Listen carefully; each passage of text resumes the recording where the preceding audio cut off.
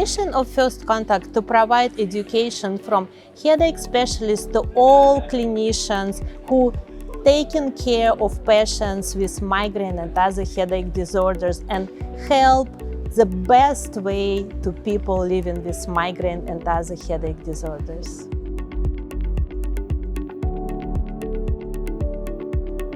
So I consider myself to be advocate for my patients, and I know that migraine is not just a headache.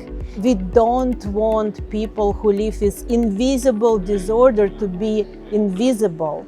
We're working with American Headache Society and American Migraine Foundation together to let our patients live the life they would like to live. We support our patients throughout journeys, through all stages in their life. And we create educational materials, and we're happy to provide any help our primary care clinicians need to treat and work as a team.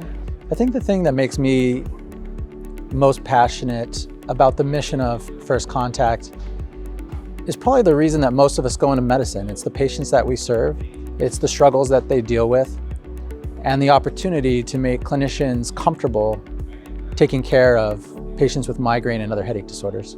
One of the most important reasons one should be able to recognize and diagnose migraine is because we know that early intervention can have a huge benefit to that child's life.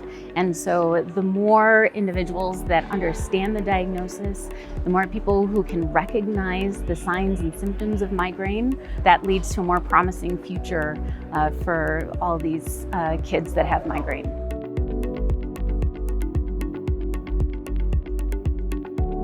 We're very grateful for American Headache Society to let us create education for primary care, from headache specialists to everyone who interested in headache, because they're clinicians who treat our patients with headache. And 71% of people get seen in primary care for the headache. So this education is very important. First contact in pediatric migraine is so important because early intervention can have huge effects on the future lives of these kids. And kids that have migraine are more likely to miss days of school, get pulled away from the things that they love to do.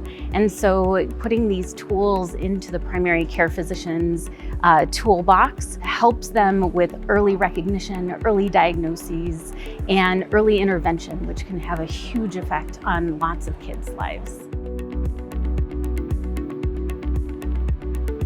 So First Contact offers a lot of resources for primary care clinicians to really take in the content however they wish to take it in best.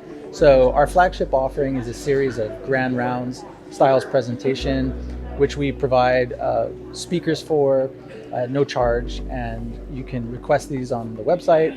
We offer a series of podcasts, we have patient guides, we have a flow chart with drugs and doses. So we try to make it as easy as possible for you to take information from the First Contact website.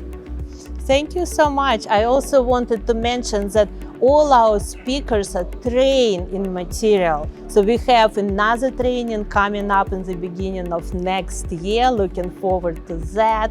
We do have presentations for pediatric headache, women's health, general migraine education, and general overview of how to approach migraine and other headache disorders.